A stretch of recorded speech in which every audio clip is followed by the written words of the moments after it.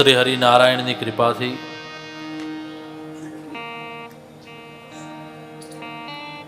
આ દિવ્ય અને મંગલમય અવસર કેટલાય સમય પછી પ્રાપ્ત થયો છે.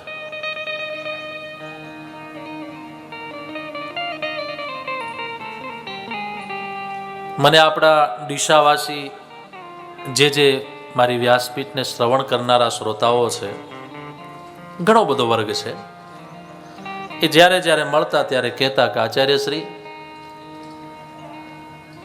અબ કબ સુના રહે હો.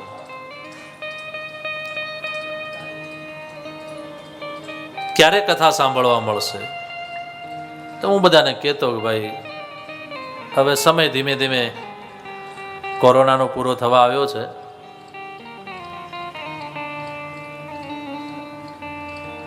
સરકારની અનુમતિઓ પણ આપણને બધાને મળવા પ્રાપ્ત થઈ ગઈ છે, એટલે હવે ધીમે ધીમે ચાલુ થશે. ભગવત કૃપાથી, ભગવાન હનુમાનજી મહારાજની કૃપાથી એ સમય પણ આવી ગયો અને ભગવાનનું સાનિધ્ય પણ મળી ગયું.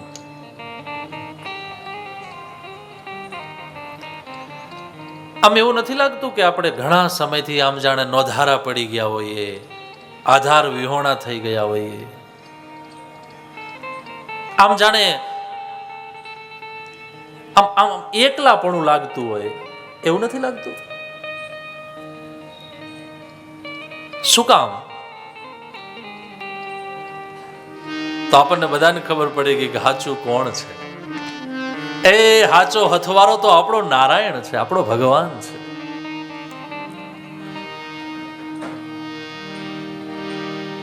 જે આપણા હતા, જેને આપણે આપણા માનતા હતા, એ તે ઘણા ઘરોમાંથી ઘણાને છોડીને નીકળી ગયા કોરોનાના કારણે. અને એવા દરેક સદગત આત્માઓ, દિવ્ય આત્માઓ, એ બધા જ આત્માઓને આપણે આ 7 દિવસ એક શ્રદ્ધાંજલિ અર્પણ કરવાની છે. આપણે બીજું શું કરી શકીએ? એ આત્માના પાછળ બસ આ કરી શકીએ કે આપણે 7 દિવસ કથા શ્રવણ કરીએ, કથા ગાઈએ અને સાંભળીએ. અને આ જે 7 દિવસની સુંદર મજાની ભાગવત કથા થાય, એ કથા બધા જ જેટલા જીવાત્માઓ આ ધરાતલ ઉપરથી ગયા છે, એમાં ખાસ કરીને આપણા ડીસામાંથી એ બધા જ આત્માઓને આપણે એક શ્રદ્ધાંજલિ અર્પણ કરીએ.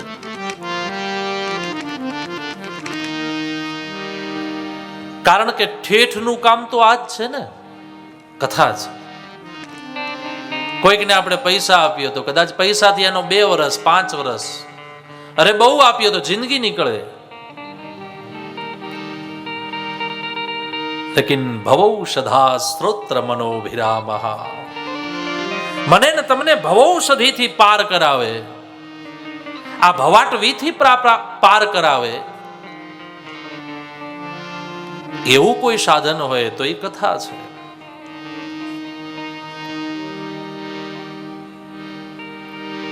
તો એવા દરેક આત્માઓને આપણે એક ભાવ પુષ્પ ભગવાન ભાગવતજીનું અર્પણ કરવા જઈ રહ્યા છીએ. અને એનો આજે પહેલો દિવસ, અને પહેલા દિવસના પ્રારંભે કથાને પ્રારંભ કરવો એ પહેલા વ્યાસપીઠ ઉપરથી આપ સર્વને મારા પ્રણામ. જય શ્રી કૃષ્ણ, જય સિયારામ, રાધે રાધે, ઓમ નમઃ શિવાય, ઓમ નમઃ શિવાય, જય બજરંગ બલી, જય બજરંગ બલી. વાહ.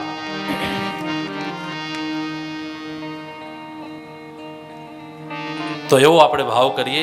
આજે પહેલો દિવસ છે અને એમાંય પ્રારંભે થોડું લેટ થાય, અને એ વર્ષોનો મારો અનુભવ છે, એટલે એમાં કોઈ વાંધો નહીં. આવતીકાલથી તો આપણે રેગ્યુલર આપણો જે સમય છે એ સમયના પ્રમાણમાં આપણે કથાનો પ્રારંભ કરશું.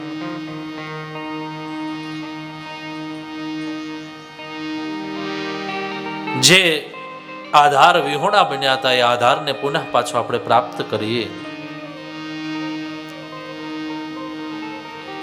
કથા વગરનો સમય ગયો, ઠીક છે, આપણે ભગવાનનું સ્મરણ કર્યું બહુ બધું, ભગવાનને યાદ કર્યા, અલગ અલગ પુસ્તકોનું વાંચન કર્યું, એ બધું જ બરાબર.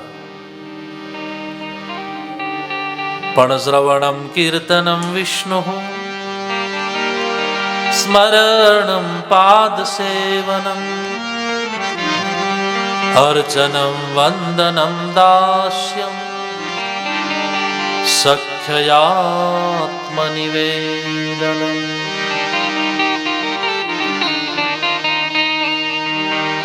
શ્રવણમ કીર્તનમ વિષ્ણુ સ્મરણમ પાદસેવનમ અર્ચનમ વંદનમ દાસ્યમ સખ્યયાત્મનિવેદનમ.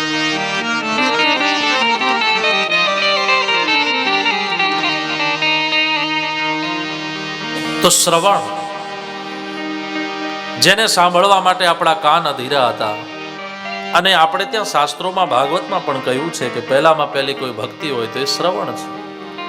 શ્રવણ કરો, સાંભળો. અને એવું સાંભળવાનું શું છે આ જગતમાં? તો કે બધું જ છે, બધું જ સંભળાય, ખોટું સારું બધું સાંભળવાનું. પણ વિશેષ તો કે ભગવાનની કથા, ભગવાનના ગુણાનુવાદ, ભગવાનની ચર્ચા.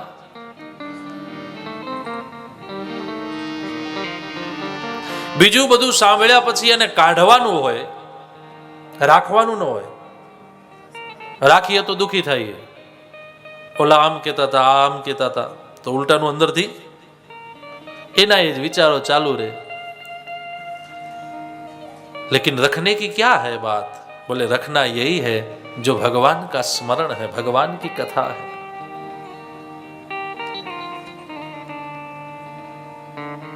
तो एवी आ भगवाननी कथा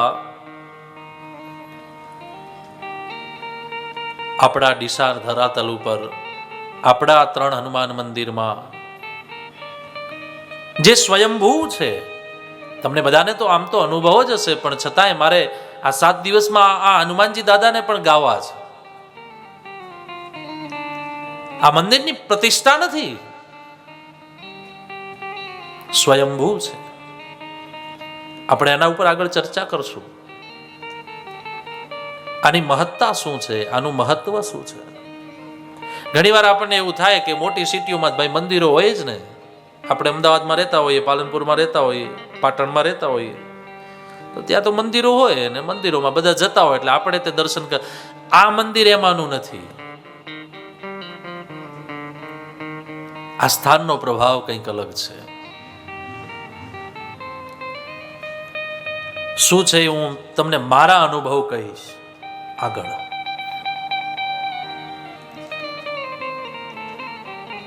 દેવી ભગવાનની આ કથા હરિ અનંત હરિ કથા અનંતા કહી સુનહી બહુ વિધિ સબ સંતા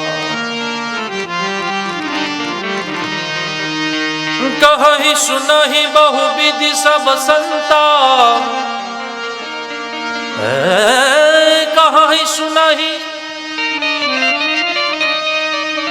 સુનહી બહુ વિધિ સબ સંતા કહી સુનહી બહુ વિધિ સબ સંતા હરિ અનંત હરિ કથા.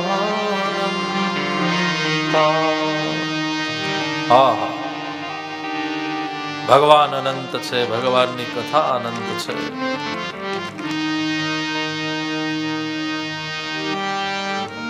ક્યા વાત કરે પ્યારે. આજે આપણે 1 વર્ષ કાઢ્યું, આપણે બધા માની ગયા કે ખરેખર આપણા બધા ઉપર ભગવાનની કૃપા છે, ત્યારે જ આપણે જીવતા છીએ. हमारा होना भगवान का होना है, तभी हम जिंदे हैं, ये पक्का है. નહીં તો આપણા હંગાથમાં રહેનારા કેટલા આ જગતને છોડીને નીકળી ગયા અને આપણે બધા જાણ્યા જોયા, પણ છતાંય આપણે છીએ. એનું કારણ એક જ છે કે કોઈક એવું પરમ તત્વ મને ને તમને ચલાવી રહ્યું છે. એવું કોઈક પરમ તત્વ છે જે આ સંસાર વાટિકાને ચલાવે છે. અને એવા પરમ તત્વને જાણવા માટે આપણે બધા જ બેઠા છીએ. આ 7 દિવસ આપણે પરમ તત્વને યાદ કરશું, એ પરમાત્માને યાદ કરશું કે તત્વ કેવું છે કે જેણે આખા સંસારના ચક્રાવાને વ્યવસ્થિત રીતે ચલાવ્યો. તો ભગવાને આપણા ઉપર કૃપા કરી અને એ કૃપા સિંધુ ભગવાન શ્રી કૃષ્ણ વાંગમય રૂપમાં, ભાગવતજીના રૂપમાં મારા અને તમારા વચ્ચે પધાર્યા છે અને આપણે એને ગાવશું, એને સાંભળશું.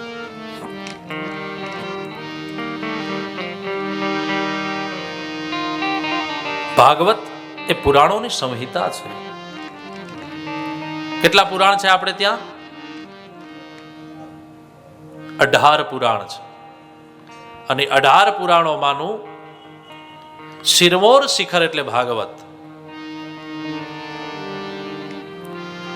એટલે કે સૌથી વિશેષ પ્રચલિત અથવા તો બધાનો સાર. 4 વેદ, 6 શાસ્ત્ર, 17 પુરાણો, 2 ઇતિહાસ ગ્રંથ મહાભારત અને રામાયણ, વાલ્મીકી રામાયણ, તુલસીકૃત રામાયણ, ગીતા, આ બધાનો જેમાં સાર છે એવું કોઈ ભાગવત, એવું કોઈ પુરાણ એટલે ભાગવત.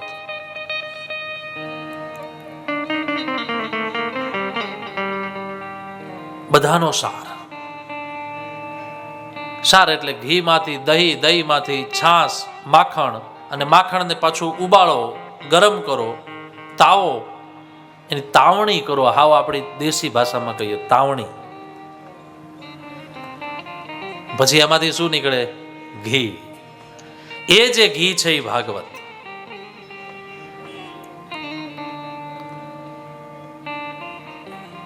બધા જ પુરાણોનો સાર, બધા જ વેદોનો સાર. વેદા ઉપનિષદાત જાતા, વેદા ઉપનિષદાત જાતા, સારા ભાગવતી કથા, સારા ભાગવતી કથા. વેદો ઉપનિષદો બધાનો સાર જેમાં છે એ ભાગવત. એવું ભાગવત એટલે ભગવાન. જો સંસ્કૃતમાં જે વત છે ને પ્રત્યય છે સંસ્કૃતના વ્યાકરણ પ્રમાણે, અને પ્રત્યયનો અર્થ થાય છે. વત એટલે છે. ભાગવત, ભાગવત માને ભગવાન છે. આવો એક આનો અર્થ થાય સીધે સીધો કે આ ભગવાન છે. કૃષ્ણસ્તુ ભગવાન સ્વયં, આવું લખ્યું છે ભાગવતમાં કે જે સ્વયં ભગવાન છે. તેને વાંગમય મૂર્તિ પ્રત્યક્ષ કૃષ્ણ એવ હિ. વાંગ એટલે વાણી. જે વાણી શબ્દ દ્વારા, અક્ષરો દ્વારા જે લખાયેલું છે એ શું છે? બોલે શ્રી કૃષ્ણનું પ્રત્યક્ષ સ્વરૂપ. એવું આ ભાગવત, એવી આ દિવ્ય કથા ક્યાં થઈ રહી છે? બોલે નૈમિષારણ્યની ધન્ય ધરા ઉપર. નૈમિષારણ્ય યુપીમાં છે, ઉત્તર પ્રદેશ. અને ત્યાં 88,000 ઋષિઓ આ કથાને સાંભળવા બેઠા છે. સુતજી મહારાજ આ કથાનું ગાન કરે છે. ભાગવતના પ્રારંભે ભાગવતજીના મહાત્મ્યની કથા બતાવી છે. એમાં ભાગવતના પ્રારંભે પહેલો વહેલો જે શ્લોક છે અદ્ભુત.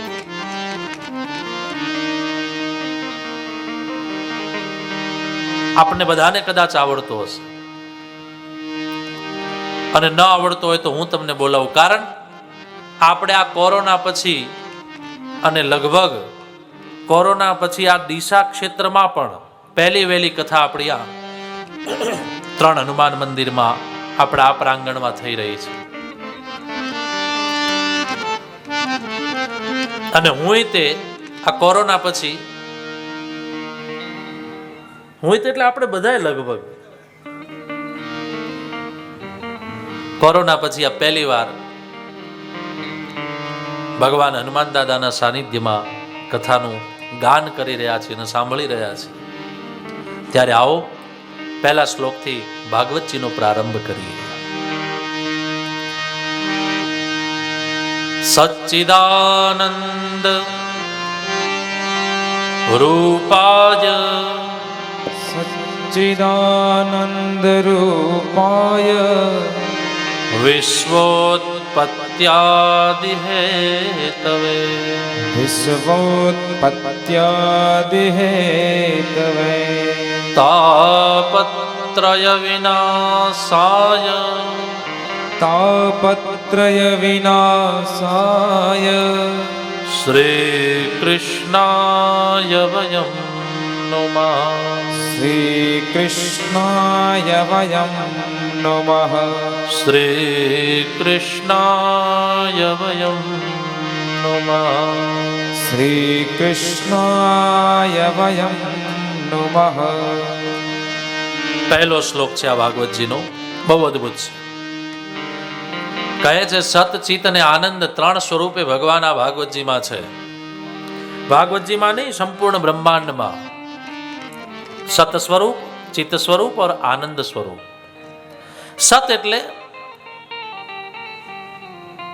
હાવ સીધું સાદું સમજાઈ ગયું આપણને કે આપણે છીએ એ કોઈક ભગવાનની કૃપાથી, કોઈક નારાયણની કૃપાથી, નહીં તો આવા કાળમાં કેવો સમય હતો વચમાં તો.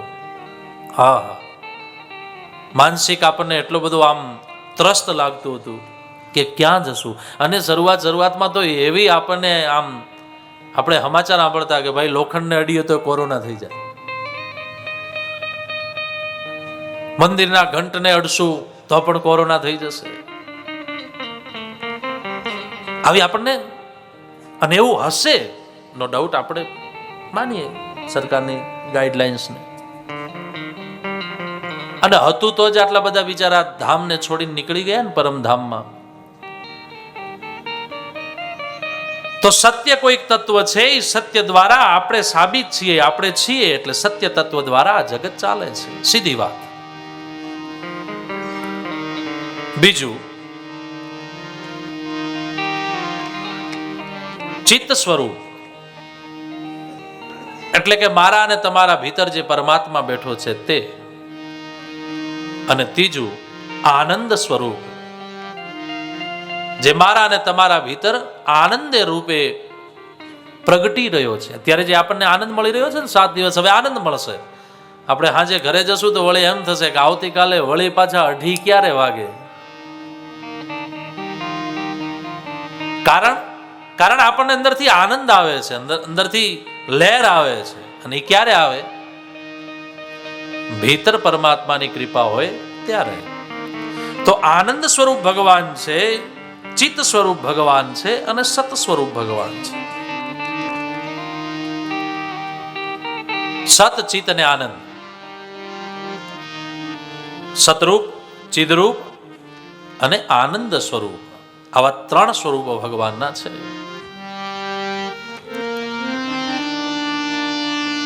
સત્ય, પ્રેમ અને કરુણા. તો ભગવાન આવા 3 સ્વરૂપે આપણા બધાના વચ્ચે બિરાજિત છે એવું ભાગવત કહે છે. શું કરે છે? વિશ્વોત્પત્યાદિ હેતવે, વિશ્વની ઉત્પત્તિ, સ્થિતિ અને લય કરે છે. આ જગતને પ્રગટાવે છે, ચલાવે છે અને વિનાશ કરે છે. તાપત્રય વિનાશાય, 3 તાપોને હરનારા. કયા 3 તાપ? આધિદૈવિક, આધિભૌતિક અને આધ્યાત્મિક. આ 3 તાપોમાંથી આપણને મુક્ત કરનારા છે એવા ભગવાન. એવા કોણ છે? બોલે શ્રી કૃષ્ણાય વયમ નમઃ. એવા શ્રી કૃષ્ણને અમે પ્રણામ કરીએ છીએ, એવા પરમાત્માને અમે યાદ કરીએ છીએ. તો એવા ભગવાન શ્રી હરિનારાયણની આ કથા નૈમિષારણ્યની ધન્યધરા ઉપર જ્યારે પ્રારંભ થયો ત્યારે 88,000 ઋષિઓ આ કથાને શ્રવણ કરી રહ્યા હતા. સુતજી મહારાજ આ કથાનું ગાન કરી રહ્યા હતા. કહે છે ભગવાન સુખદેવજી જ્યારે પરીક્ષિતને આ કથા સંભળાવી રહ્યા હતા ત્યારે ત્યાં સ્વયં દેવતાઓ આવ્યા, ઇન્દ્રાદિ દેવતાઓ. અને દેવતાઓએ આવીને સુખદેવજી પાસે માંગણી કરી, થોડો સાર પાપ, માંગણી કરી કે મહારાજ બીજું કાંઈ નહીં, તમે જે છે આ હાલ જે પીરસો છો એ રસ અમને દઈ દો, આ ભાગવત, અને બદલામાં અમે જે અમૃત લાવ્યા છે એ અમૃત તમને આપી દઈએ. સુખદેવજી જોવા માંડ્યા કે આ દેવતાઓ સામાન્ય અમૃતને લઈને આવ્યા છે અને આ ભાગવત રૂપી રસને માંગે છે. પરીક્ષિતની સામે જોયું એટલે પરીક્ષિતજી કહ્યું, બાપજી આપણને એમાં કઈ ખબર ન પડ્યો, હા મને તો ભાગવત સાંભળવું છે, પણ હવે આ રસ મોટો કે આ રસ મોટો એ મને ખબર નથી, એ તમે નિશ્ચય કરો. સુખદેવજીએ કહ્યું, દેવતાઓ તમે તમારા કાચના ટુકડાની સામે મણી લેવા ઈચ્છો છો? કાચનો ટુકડો તો કાચ હોય ને, ભલે હજારો રૂપિયાનો, પણ મણી તો સ્વયં પ્રકાશિત હોય, એને પ્રકાશ કરવાની જરૂર નહીં. તો આ તો મણી છે અને તમે કાચના ટુકડાને લેવા માટે, કાચના ટુકડાના અંતર્ગત આ મણીને લેવા આવ્યા છો. ક્વ સુધા ક્વ કથા લોકે ક્વ કાચ ક્વ મણિર મહાન બ્રહ્મરાતો વિચાર્યેવં તદા દેવાંજહાસ.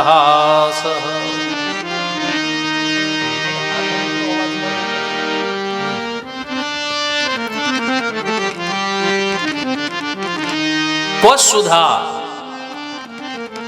સુધા માને અમૃત, ક્યાં ભાગવત રૂપી અમૃત, અને ક્વ કાચ મણિર મહાન, ક્યાં કાચનો ટુકડો ને ક્યાં મણિ રૂપી ભાગવત.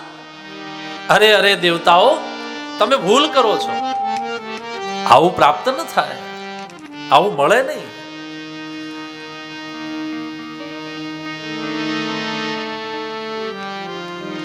દેવતાઓને થોડાક બે શબ્દો કડકમાં કયા સુખદેવજીએ, એટલે દેવતાઓ પછી કહ્યું, ઠીક છે બાપજી, તો પછી કારણ અમૃત છે એ મને ને તમને અમર કરે છે, પણ અભયત્વ નહીં આપી શકે. દેવતાઓ અમર છે, પણ કોઈક રાક્ષસ જ્યારે ચડાઈ કરે ત્યારે એમને ભાગવું પડે, ગિરિકંદરાઓમાં જઈને સંતાવવું પડે, નહીં તો એમને વજ્ર લાગે, એમને કોઈ શક્તિ લાગે તો મરવાના નથી, એમને ખબર છે, પણ છતાંય ડર છે. તો અમૃત અભયત્વ નહીં આપી શકે. અભયત્વ તો આપણને ભાગવત આપશે, ભગવાન આપશે. મરને સે સબ જગ ડરા મેરો મન આનંદ, કબ મરી હું કબ ભેટી હું પૂરણ પરમાનંદ. અરે મરને સે સબ જગ ડરા મેરો મન આનંદ, कब मरी हूं कब भेटी हूं पूर्ण परमानंद, कब मरी हूं कब भेटी हूं पूर्ण परमानंद. તો અહીં તો મરવાની વાત છે, અને મરવાનું જ છે ને, આપણે બધાને મરવાનું છે. એક સમય એવો આવે એટલે આપણે બધાને, એ હરિદ્વાર ગયા હોઈએ તો રિટર્ન ટિકિટ તો ફાઇનલ જ હોય, જતા આપણે ભલે ઉત્સાહમાં ઊભા ગયા હોઈએ, પણ વળતા તો પાછું આપણું વિચાર એવું હોય કે કન્ફર્મ હોય, આપણે ક્યાંક સુતા ઘરે પહોંચીએ, થાકેલા હોઈએ, તો રિટર્ન ટિકિટ તો છે જ. એમ આ જીવનની તે રિટર્ન ટિકિટ છે. એટલે થાકેલા હોય આ સંસારની મોહ માયામાંથી, પણ સુતા સુતા હરિના ધામ તરફ જઈએ એવું કોણ આપણને મોકલે? બોલે ભાગવત.